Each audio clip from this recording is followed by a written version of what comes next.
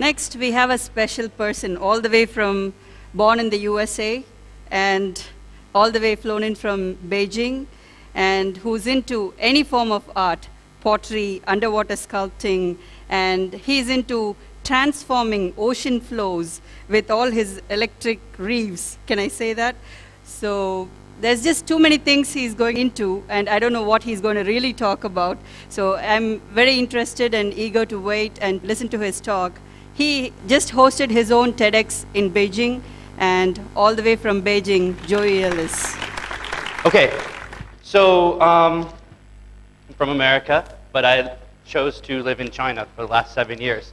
These guys right here are some of the first people I started working with in Beijing. They're actually taxi drivers.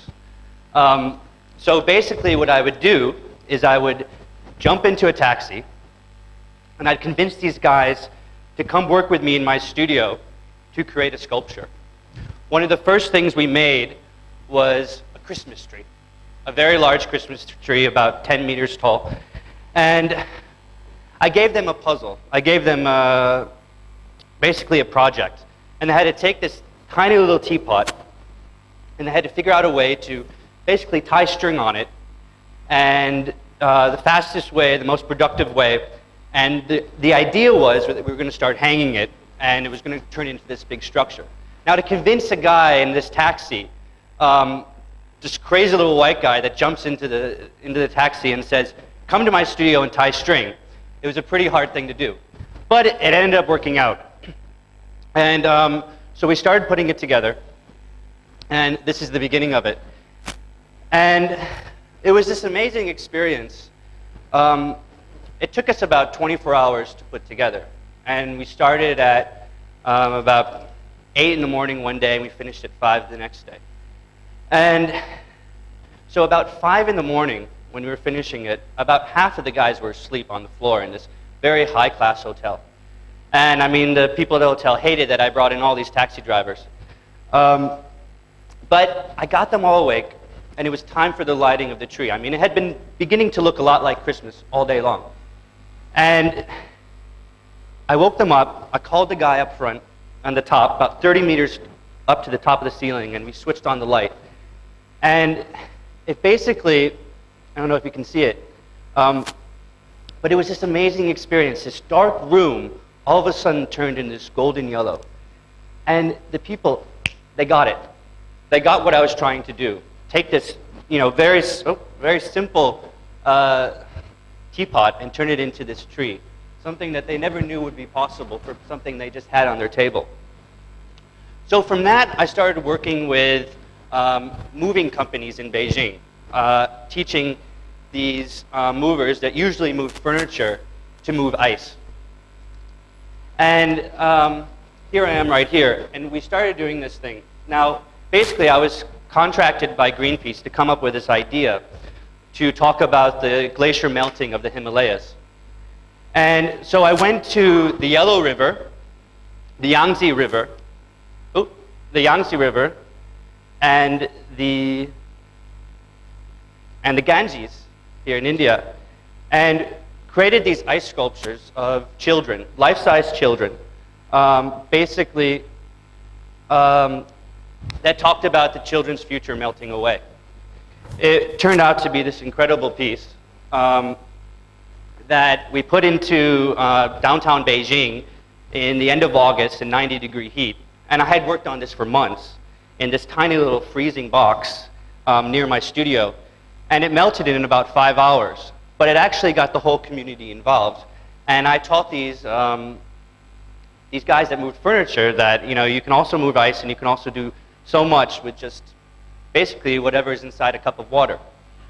Now from there, I started working with metal workers in Indonesia. And this guy is in this place called Pemutaran in northern Bali. And I found this technique that basically would turn metal into stone. I was becoming this alchemist that could find this seeable magic where I could turn something into something completely different than it usually was. And I began to create these underwater structures that would turn into these coral reefs. Now, you all know that coral reefs are dying and all this stuff. But basically, what it was doing, it was bringing these coral reefs back to life. Now, I'll tell you a little bit about how I do it. So, if you can see, basically you have two different cords, power cords, a negative and a positive. And the positive goes to this anode, and the negative goes to this cathode at the structure. Now, the electricity flows through it, and it's basically like a battery. You have basically these electrons traveling from one side, from the anode to the cathode, and in that area you have this ionic field where the electrolytes basically, they create this mineral accretion that happens where calcium carbonate and magnesium hydroxide develop on the metal. And it turns into basically this right here. It grows really slowly. You can actually grow it fast if you put the electricity on really, really high. But you want to grow it slowly because it actually turns into something stronger than concrete. Now, when you're making these structures, you want something that lasts forever. And from there, you get these amazing structures. So I started working with these very modular forms. Basically, you put the coral on it. So we take this coral, we go around these reefs, and we take coral that has fallen off of it. Now, this coral is going to die if we don't do anything about it. So we get a bunch of people together, we take the coral and we attach it. And once it's attached, it actually grows 5 times faster and raises the threshold of the temperature it can withstand, so it protects it against global warming, the rising sea temperatures, et cetera, et cetera. Now, when you do this, I mean, I love to put myself in different situations. I love to put myself with these taxi drivers, these moving companies. But here, I also found this way where I became like James Bond a little bit. Every single adventure, every single dive became this adventure. And I'm also addicted to outer space for something. For some reason, when I was young, I wanted to be an astronaut, and then I turned into a potter. And then I turned into a sculptor. And then I turned into a printmaker. Then I went back to pottery. And then now I'm kind of thinking I should go into be an astronaut again. Because when you're underwater, you're basically, it's kind of like you're reenacting this movement of like Neil Armstrong's first walk on the moon. You float on down to this surface. And it's, you think that the water is this air. And you look up towards the top of the ocean surface, and it's like you're looking at Earth thousands of miles away. But it's actually within reach. So taking this and that, and you did these modular forms, okay. And then I started getting into this thing where I wanted to bring the community more involved with it. So I took a bicycle. This is in Indonesia, actually, this is last month. And I wanted to create something where I could get the community involved with the metal that I was using. I didn't want to use this metal rebar that I usually would buy from these stores. So I got people to start donating bikes. And mostly I got these kids to donate bikes. And what I began to do is I would take these bikes and start turning it into these coral reefs. And to do that, I had to cover the different parts that weren't actually metal with wire mesh and metal string, and basically I used these gates and everything. And it turned into this whole thing where I got this community talking about the environmental degradation that actually they caused. But I gave trust to them.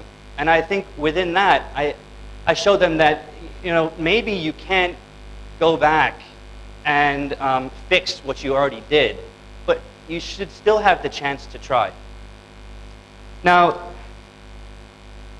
basically, I've been obsessed with the water over the last couple of years, from ice sculpture to making coral reefs and everything. And it's kind of like living in China, lacking Chinese blood. I will always be different. And I find this exotic in that.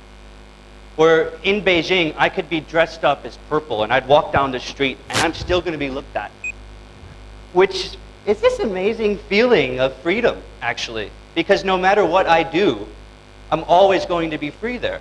Because I'll be looked at no matter what. And so it's this exotic that I find in the ocean. in putting myself in these different experiences where you have to understand it to become it and live in it at the same time. I live in this city of concrete, communism, and coal-polluted air.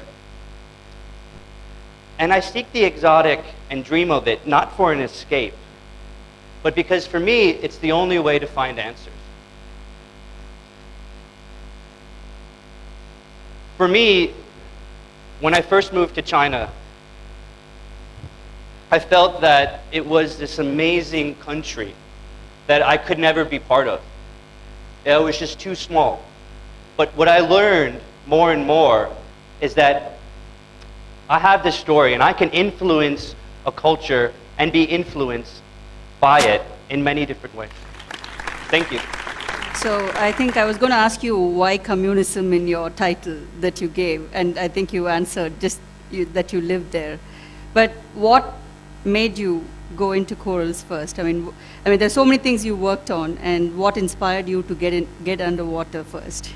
I think what it was is that I started out as a potter, basically. And what I liked about pottery was that it had a use, it had a function. I could use it, and I could also affect someone's life with it. Maybe I got someone fat by what they ate off of, but I was still affecting them. And so when I started doing these social works in Beijing, I was also helping out these different communities, where I was connecting these taxi drivers that usually didn't communicate with each other. The only communication they ever had was kind of shouting obscenities at each other when they cut the other person off on the road.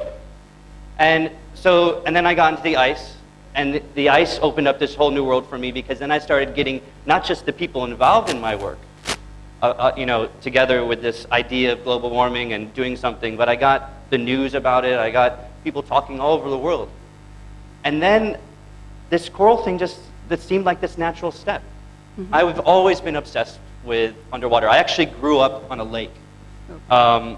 And I always thought of people that were obsessed with the ocean as somewhat trashy. I mean, I don't know why I think that. It's kind of maybe has something to do with Jersey Shore. If you guys ever seen that really trashy American TV show, but it's actually quite genius.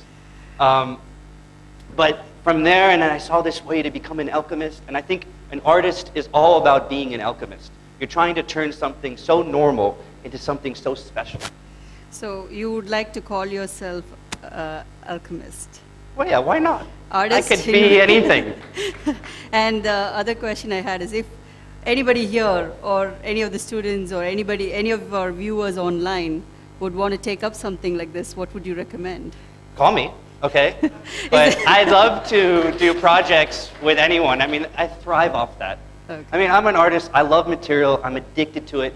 I love, the natural and artificial landscape. But working with people is what I thrive off of. As I said, I like putting myself in situations where I'm scared. I'm afraid to talk and everything. I'm forced to it. I had to learn Chinese. And I remember, there's this one saying in Chinese. They look at you differently even if you speak Chinese? Well, in the beginning, I swear, when I was at the academy there, my teacher didn't talk to me for 2 years. Okay. And, because he was like, who's this guy, And the first thing he said to me, he says, 周易, 你的中文好多了, 可是你的雕塑很差. And I said, basically what it was is like, wow, Joey, your Chinese has gotten so good, but your sculpture still sucks. And I was like, thank you, Yang Lao Shi, thank you, thank you. Thank you, that was wonderful. Thanks for being here. Thank you coming all the way. He was here 2 days earlier, and thank you very much for the effort. Thank you so guys. Much.